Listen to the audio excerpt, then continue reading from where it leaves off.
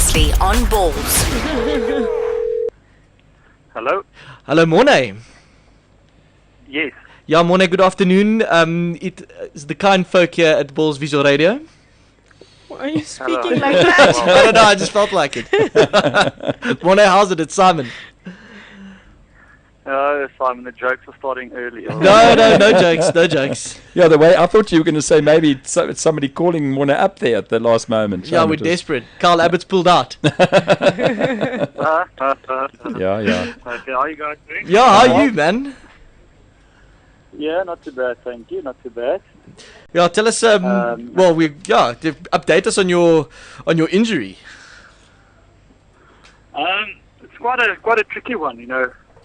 That hamstring is not the easiest injuries to have. I mean, it's the first time I've had issues with my hamstring, and you know, as soon as I think I'm getting somewhere, you know, I'm taking 2 steps back. This morning I started with a light run and all those sort of things, and you know, it was just giving me a little bit of troubles again. So to pull out from training, and went to physio now this afternoon. Yeah. So yeah, I'm actually, you know, I'm taking it easy for 2 days now again from training. I was hoping to play, or I'm still hoping to play the third ODI against Pakistan, but we'll see how I go. Okay, so how far away is that? I'm just trying to gauge sort of a recovery time. It's around about 2 weeks, I would guess. You know, they're playing the 2020 now on Sunday here at Centurion. So I'll meet up with the team on over the weekend and see how we go from there. And then, you know, obviously Monday is going to be the key week for me, you know, with rehab and all those sort of things to get my leg up and going again. Yeah. Geez, it must have been... But it's frustrating. I was going to say, it must be a hell of a frustrating for you, I mean, especially when you saw the action that happened in that final test. And, you know, I mean, your thoughts on Carl Abbott. Right place, right time. Yeah, well, I mean, you know, for me... it would have been a special occasion as well. You know, it would have been my 50th test at my home ground. Wow. So, you know, there's a bit of a disappointment. But, you know, Carl's been bowling exceptionally well, you know, the past couple of years in the domestic scene. And he deserves his call up. And, you know, I'm just happy for him. You know, shame he was quite nervous. I mean, like anybody would be before the start of the test match, because I think it happened quite quickly, the whole call up. And, you know, he wasn't quite sure that he was going to play. And then Jar got injured, you know, just before the test match. So, you know, it's a nice little quick little, you know, welcome to test cricket. But, you know, just how beautifully he's done so well, and I'm so happy for him, mate. Yeah, how amazing was that? I mean, 7 for 29 and 2 for 39. I mean, it's cliche, but what an absolute dream debut.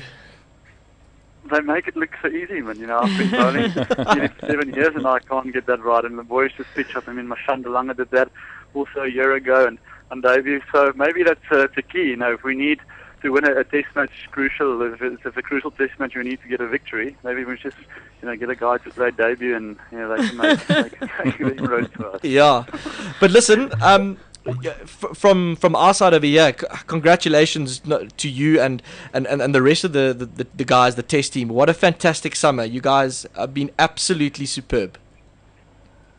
Yeah, thank you, Simon. You know, it's a special team to be part of at the moment. You know, like I said in an earlier interview, you know, it all started for us in Switzerland before the England tour, and you know, we really connected there as a team, and you know, we worked on our game and, you know, our sort of stuff off the field and on the field, and I'm just so glad, you know, all those sort of things worked out for us, and you know, to go to England and to Australia and to achieve that sort of success is just, you know, unbelievable. And just to be back in South Africa and, you know, to see how the public appreciate all those sort of performances, and, you know, it's special. It's great. You know, so it's a great time to be part of the Proteas, and, you know, our goal is definitely to stay number one as long as possible.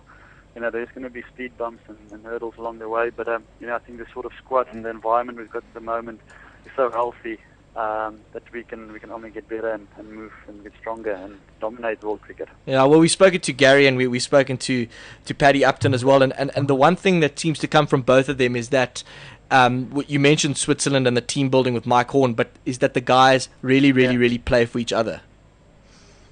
Yeah, I think it's a key.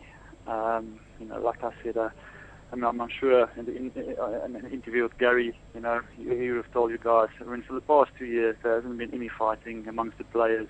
We're really enjoying, each other's company and each other's successes and all those sort of things. So it's a very, very healthy environment at the moment. And I must give credit to Gary and his management team. Sometimes they a little bit under the pump with sort of decisions they make. With the team having an extra day off and all those sort of things. But I think at the moment the results and the way they handle the team is unbelievable. And the results are showing at the moment.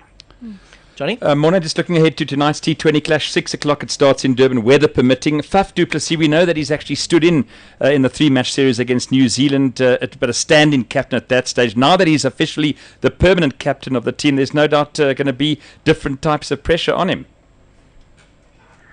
Definitely, but I think Fafi, he's been a captain. He's got that captain blood inside of him. I think at school level and all those sort of things, and even at the Titans, they've identified him as a leader one day, and he's a strong player and a strong character and all those sort of things. So I think he's more than capable to do that, and just the way he's led the team so far has been brilliant.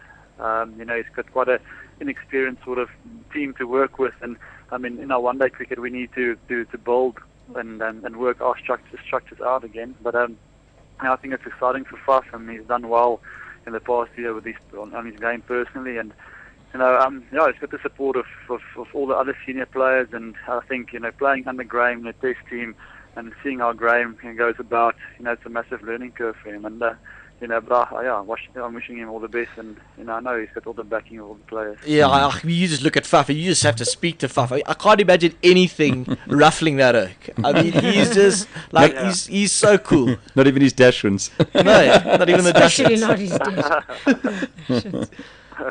dad. That's Dippy. He's a cool guy. Yeah, and I mean, it's going to be interesting to see a new role for AB this evening. He's opening the batting with Titans teammate Johnny Henry Davids. Yes. Johnny thought Henry Davids played for the Cobras. Yeah, Still. terrible. Yeah. But I think AB, it is sort of a new role for him internationally. But I mean, if you look where he started off his career, he played as an opening bat for the Titans, and he did very, very well. Yeah. So I think AB is comfortable facing the new ball and all those sort of things, and I'm just glad that I'm not bowling to him in that power play, because he's a guy that can score 360 degrees and can play all sorts of shots and all those sort of things. So I think it's important for us to get into 2020 cricket to get off to a good start, and two guys with AB and Henry Davids opening and batting. The margins in 2020 cricket are so small, you're going to be under pressure every ball. So, I'm quite excited. Hopefully the weather plays its part as well, and we can see a good game tonight. There was something I wanted to ask you. How's my golf going? No, I was going to ask you about your golf. No, I was going to say, Mm-hmm. yes, I'd love to have a game of golf with you, but you're so hard to pin down. But I can imagine with your hand. You're scared. I'm not scared of you. I mean, Oh, what I wanted to ask you are you was... still playing off the ladies' team? Yeah, nice one, Morné. I play out the club champs tees, man. Okay. Yeah, no, listen, when you're ready, when you talk a good game, when you're ready, then we'll play, boy. Name your turf as well. I'll come to you. I said so last time.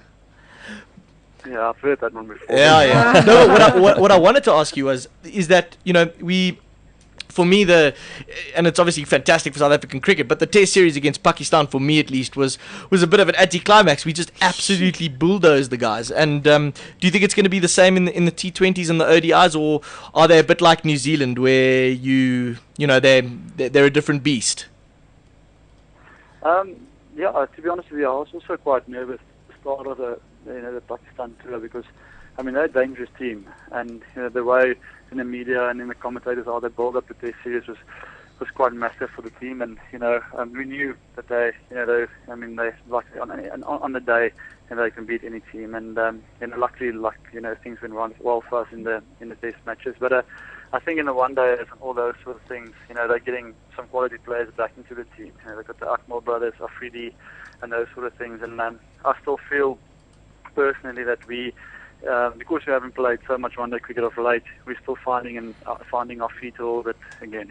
With all the, every year they change, the ICC changed the rulings with power plays and all those sort of things. So I think we need to just play a little bit more one-day cricket and adapt our style again, and find a way to win consistently. But yeah, I think it's going to be a tough series, the whole ODI series, and so it's not going to be easy. Yeah. We need to be on the money. And yeah, really, you think about it, it's not about the number one team in the world, especially tonight. It's in the T20 rankings. Yeah. What do we want so about? like, What do we want about yeah, Pakistan? exactly. Yeah.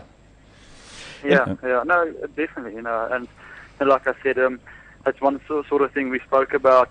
In the beginning of the year, is that we wanted to be the best in all three formats, and luckily now we're playing a fair amount, or a lot of one-day games. We're only going to play Test cricket again in November. So we've got a nice little time frame now to to work on our one-day skills again, and to find different combinations and all those sort of things. Like I said, they're changing the one-day team quite a lot now at the moment, and trying guys have done well and deserve a call-up, and that's good to see. But yeah, like I said, I think we're just going through a phase at the moment, and the public can just be with us a little bit and support us for this time. And I think it's going to be a crucial time when it comes to the ICC events. We just really want to win that. Okay, but listen, thanks. As always, we appreciate your time. Always cool chatting to you. And listen, before I forget, we had your dad on the show at the end of last year. Did he tell you? My dad? Oh my goodness. Yeah, no. we went out to Vanderbijl Park. We did an outside broadcast from there, and your dad and Charles Schwartzel's dad came to join us for the afternoon, and he actually Albert Morkel. Okay. Yes. Yeah, and he actually told us a really interesting story about your run up and how you got that little turn at the start of your run up, the little twirl, and it was because there wasn't enough space at the nets.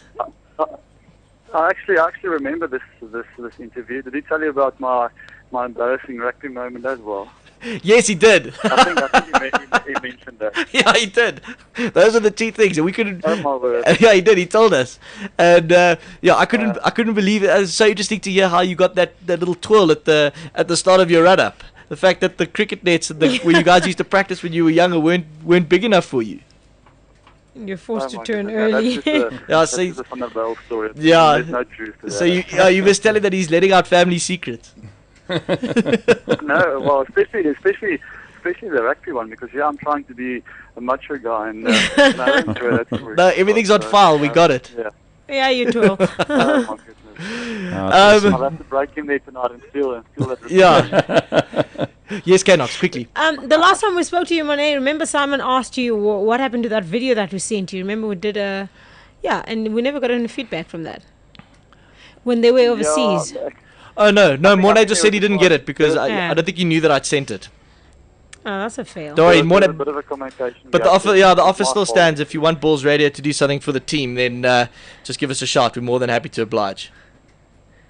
Thank you very, very much. And listen, good luck with the injury and a speedy recovery. And when you're ready, then I'll take you on at golf. So Enjoy the rugby, Morné. yeah, But enjoy the break. yeah, I'm going to IPL soon, so we'll be listening to you guys, online again from India. Cool, and give us a Cool. shout. We'd love to Yeah, have a chat to you guys over there, and and find out how it's going. It's always we got some amazing footage last time from your boot. So let us know. Okay, yeah. We'll Sweet. make a plan. Thanks Okay. so much, Morné. Okay, Morné, have a good one. Okay, guys. Bye. Cheers. Bye. Keep well. Bye. Bye. Ciao. There you go. Morné Morkel. This is Ballz Visual Radio. Darren, Simon, Kate, and John. Weekdays from 3 p.m. to 6 p.m. Central African Time. Ballz.co.za.